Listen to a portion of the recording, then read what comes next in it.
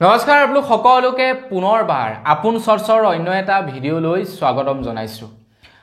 2024 চনৰ একেবাৰে শেষৰটো খবৰ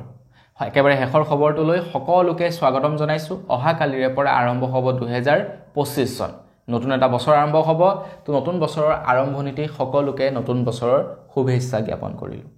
আজি খবৰটো লৈ আহিছোঁ যিসকল লোকৰ নেকি পান কাৰ্ড যিসকল লোকৰ নেকি ৰেচন কাৰ্ড আছে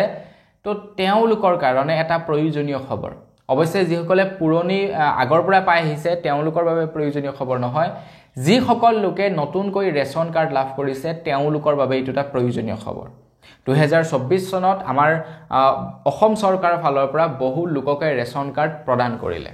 ৰিসেন্টলি ডিসেম্বৰ মাহত বহু লোকক ৰেচন কাৰ্ড প্ৰদান কৰিছে আৰু তেওঁলোকে এই জানুৱাৰী মাহৰ পৰা ৰেচনসমূহ সংগ্ৰহ কৰিব লাগিব এটা তেওঁলোকৰ কাৰণে খবৰ ওলাইছে সেই সকল লোকৰ কাৰণে এটা বিৰাট গুৰুত্বপূৰ্ণ খবৰ ওলাইছে ভিডিঅটো প্ৰথমৰ পৰা শেষলৈকে চাই থাকিব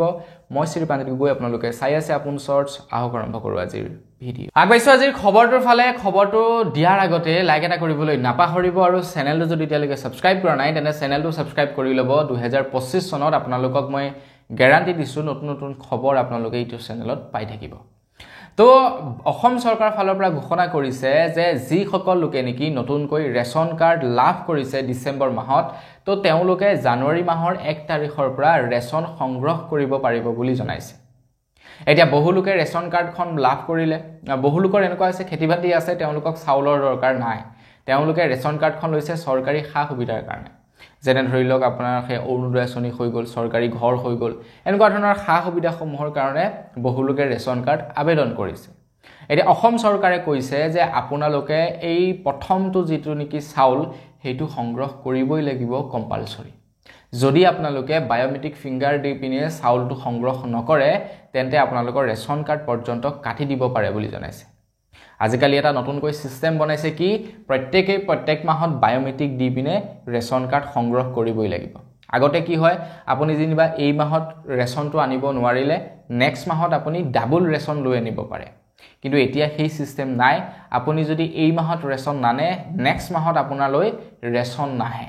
আপোনালৈ চাউল নাহে আৰু আপোনাৰ নামত চাউল ইস্যু নহয় আপোনালোকে এই মাহত যে নিনিলে সেই চাউলটোকে অহা মাহত নিব পাৰিব আৰু আপোনালোকে অহা মাহত ফিংগাৰ দিলেহে তাৰ পাছৰ মাহতলৈ আপোনালোকলৈ চাউল আহিব এইটো হৈ গৈছে নতুন পদ্ধতি নতুন নিয়ম যিহেতু আজিকালি সব অনলাইন হৈ যায় গতিকে কোনজন কন্ট্ৰলৰ দোকানীৰ ওচৰত কিমান চাউল আছে সেইটো ডাইৰেক্টলি অনলাইনত ওলাই থাকে তো সেইভাবে আপোনালোকে এই জানুৱাৰী মাহত প্ৰথমটো চাউল সংগ্ৰহ কৰিব লাগিব বায়োমেট্ৰিক দি মানে আপোনালোকে ফিংগাৰ দি চাউল সংগ্ৰহ কৰিব লাগিব যিসকলে নতুনকৈ ৰেচন কাৰ্ড লাভ কৰিছে গতিকে কিটো চাউল ননাকৈ নাথাকিব তো আজিৰ ভিডিঅ' জনাবলগীয়া সৰু এটা খবৰ ইমানে আছিল খবৰটো জানি কেনেকুৱা লাগিল কমেন্ট কৰি জনাব যদি ভাল লাগিলে লাইক এটা কৰিব চেনেলটো ছাবস্ক্ৰাইব কৰা নাই ছাবস্ক্ৰাইব কৰি ল'ব পুনৰ এটা ভিডিঅ' লগ পোৱাৰ খাতিৰত বিদায় মাগিছোঁ ধন্যবাদ জয়